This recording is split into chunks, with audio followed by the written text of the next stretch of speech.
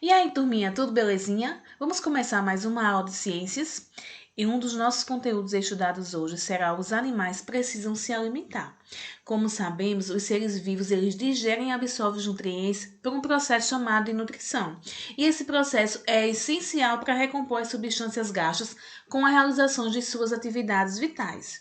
No reino animal, de acordo com os hábitos alimentares, as espécies, ou seja, os animais, eles podem ser classificados em animais herbívoros, que são aqueles animais que consomem plantas ou parte delas.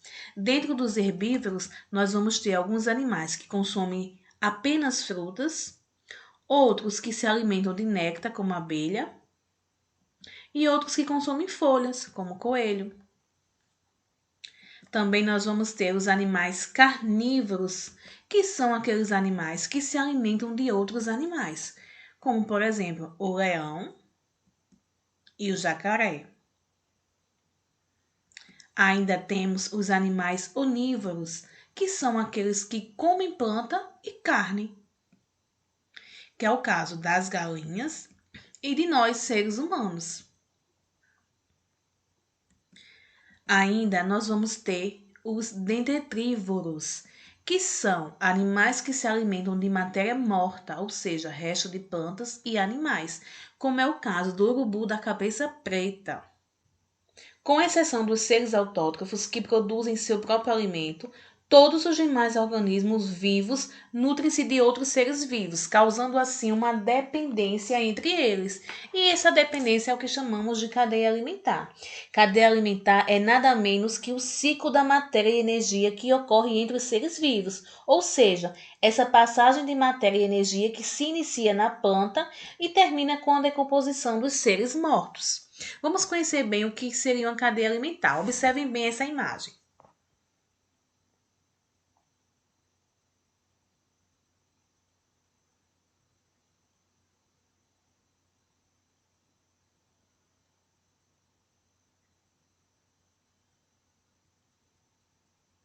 Observaram bem esse processo de dependência entre os seres?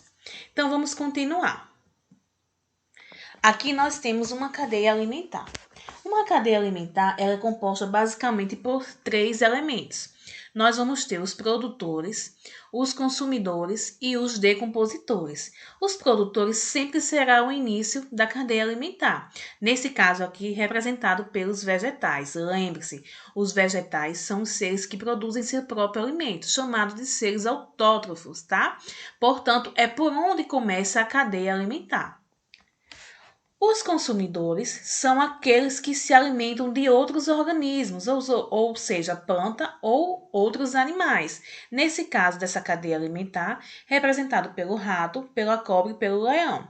Seguindo a sequência, o rato entraria como consumidor primário, pois se alimenta do vegetal. A cobra, o consumidor secundário, pois está se alimentando do rato. E o leão como consumidor terciário, porque se alimentam da cobra. Por fim, nós temos os decompositores, que são as bactérias e os fungos, né? Eles são incluídos nesse grupo, pois fazem com que o resto dos seres mortos sejam decompostos em partes cada vez menores, liberando água, sais minerais e outras substâncias no ambiente. Essa decomposição enriquece o solo e auxilia no desenvolvimento dos vegetais. Assim, todo o ciclo recomeça. Muitas espécies também de cogumelos são classificados e são tidas como seres decompositores. É bom lembrar disso, ok? Vamos agora observar essas três cadeias alimentares que a tia trouxe para discutir com vocês, ok? Na primeira, nós temos uma cadeia alimentar aquática, formada pela água, o caramujo, o peixe e a garça. Se eu perguntasse a vocês, nessa cadeia alimentar, quem é o produtor, quem vocês me diriam? Isso mesmo, é a água, tá? Em seguida, nós temos o consumidor primário, sendo o caramujo, pois ele se alimenta da água. E assim sucessivamente, o peixe como consumidor secundário, a garça como consumidor terciário, formando assim essa cadeia alimentar. O peixe se alimentando do caramujo e, por fim, a garça se alimentando do peixe. Nessa segunda cadeia alimentar, quem seria o produtor? Muito bem, o vegetal. Em seguida, consumidor primário, o besouro que se alimenta desse vegetal. O sapo como consumidor secundário, se alimentando do besouro. E o gavião, que se alimenta do sapo como consumidor terciário. Lá na última cadeia, nós temos o trigo, o rato e o consumidor, que é a cobra. Se eu perguntasse a vocês quem é o consumidor primário nessa cadeia, quem vocês iriam me dizer? Consumidor primário. Muito bem, o consumidor primário seria o rato, pois ele está se alimentando do produtor, que é o trigo. E o consumidor secundário seria a cobra, que se alimenta do rato. Belezinha? Então, meus amores, na natureza há um equilíbrio entre os componentes de uma cadeia alimentar, ou seja, entre os produtores, consumidores e os decompositores. Se por acaso houver alguma interferência, seja humana ou natural, nesse ciclo, vamos ter o que chamamos de desequilíbrio ecológico ou desequilíbrio na cadeia alimentar. Vamos observar as imagens a seguir. Vamos observar que na primeira imagem, devido à poluição das águas, muitos peixes começaram a morrer, certo? No entanto, é na segunda imagem que nós vamos ver que as plantas proliferaram, ou seja, aumentaram.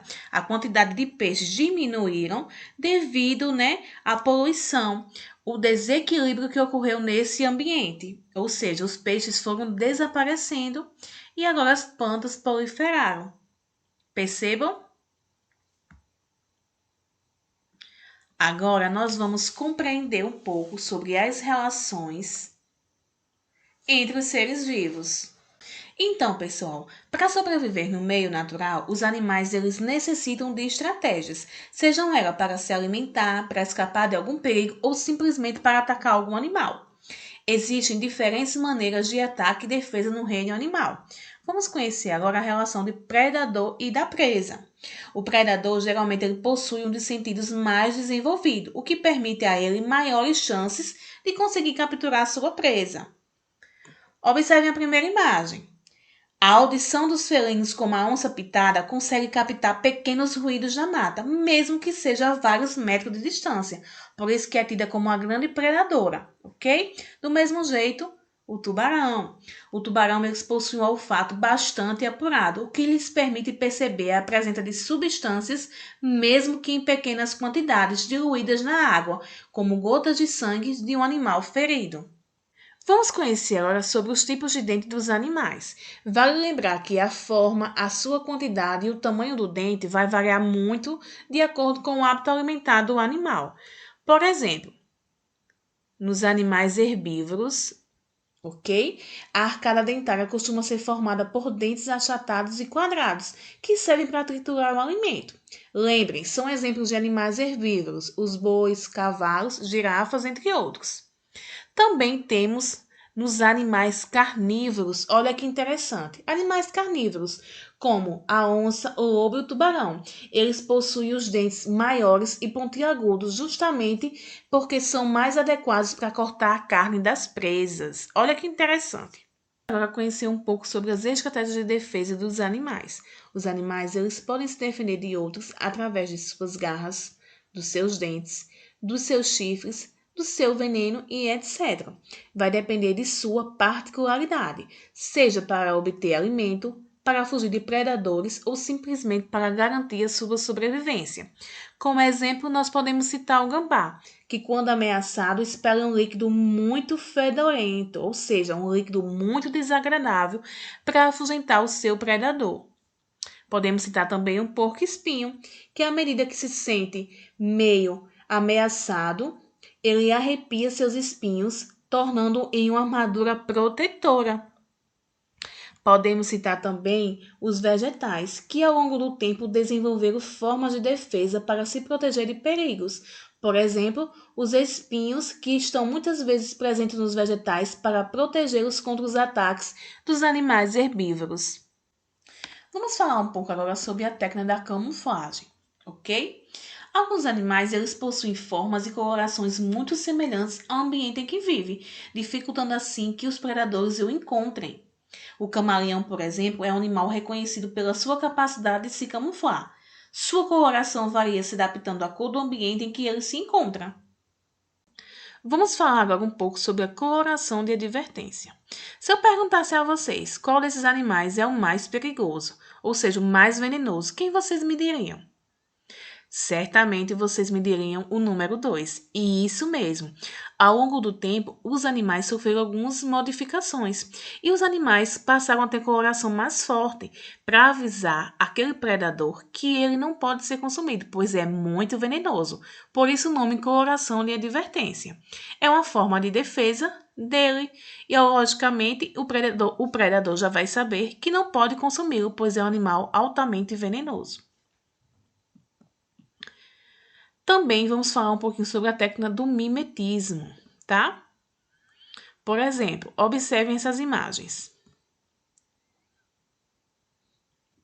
O mimetismo nada é mais que a adaptação que alguns animais adquiriram de apresentar características parecidas com a de outro animal, geralmente venenoso ou de gosto desagradável, para fugir dos seus predadores. Por exemplo, nós temos a aranha-formiga, que além da aparência, chega a imitar inclusive o comportamento da formiga, locomovendo-se da mesma forma. Nós também temos a falsa coral e a coral verdadeira.